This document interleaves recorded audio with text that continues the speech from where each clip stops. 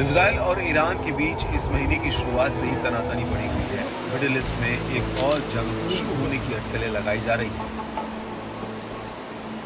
Iran ने Israel पर Syria में अपने वाणिज्य दूतावास पर हमले का आरोप लगाया था। इसके बाद बीते 13-14 अप्रैल की दरमियानी रात को ईरान ने इजराइल पर सीधा हमला किया। सैकड़ों मिसाइल और रॉकेट इजराइल पर दागे गए। इसके 4 दिन बाद दावा है कि इजराइल ने भी पलटवार कर बदले की कार्रवाई को अंजाम तक पहुंचाया। दावा है कि शुक्रवार तड़के ईरान पर हमला करते हुए उसने सैन्य ठिकानों को निशाना बनाया। इस बीच इजराइल के राष्ट्रीय सुरक्षा मंत्री इतामार बेन ग्वीर ने अपने देश के खिलाफ ही विवादित बयान देकर अपनी और नेतन्याहू सरकार को मुश्किल में डाल दिया है। इतामार बेन ने दावा किया कि ईरानी अड्डे को हिला देने वाले विस्फोटों के पीछे यरूशलेम का हाथ था। इसके बाद से उन्हें काफी खरी सुननी पड़ रही है।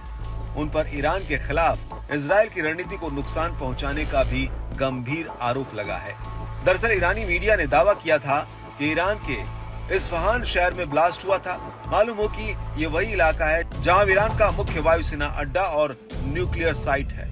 खास बात है कि हमला ईरान के सुप्रीम लीडर अली खोमेनी के 85वें जन्मदिन पर हुआ था, जबकि अमेरिकी मीडिया ने अमेरिकी अधिकारियों के हवाले से बताया कि इजराइल ने शहर में एक सैन्य स्थल को निशाना बनाकर सीमित जवाबी हमले किए थे। हालांकि इजराइल ने अब तक हमले की पुष्टि नहीं की है, मगर नेतन्याहू के करीबी राष्ट्रीय सुरक्षा मंत्री इतामार बेन ने सोशल मीडिया प्लेटफॉर्म एक्स पर हिब्रू भाषा में महज एक शब्द लिखकर अपनी सरकार को सवालों के कटघरे में ला दिया।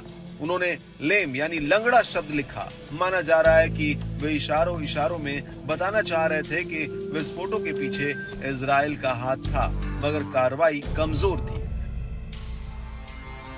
बताया जा रहा है कि दूरदर्शनपंथी की इस टिप्पणी से राजनीतिक सहयोगियों और दुश्मनों में काफी गुस्सा फूटा है। तो वहीं ये बयान कहीं न कहीं ईरान में मजाक की वजह बना है।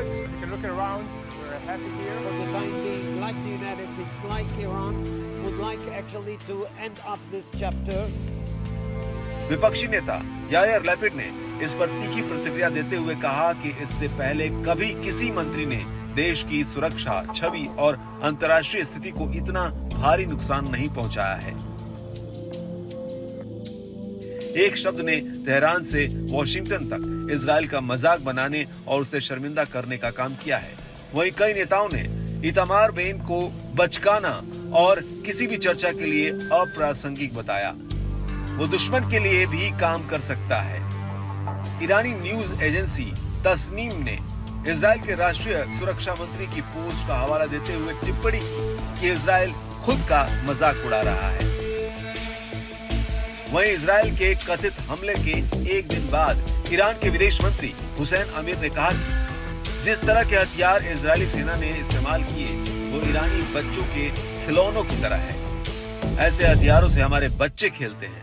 इजराइल की ओर से जब तक हमारे हितों के खिलाफ कोई नया दुस्साहस नहीं किया जाता है, तब तक हमारी ओर से प्रतिक्रिया देखने को नहीं मिलेगी।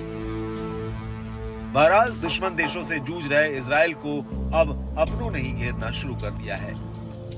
ऐसे में ये देखना काफी दिलचस्प रहेगा कि युद्ध में फंसे इजरायली पीएम नेतन्याहू अपने घर के तथाकथित दुश्मनों से निपट पाएंगे या नहीं।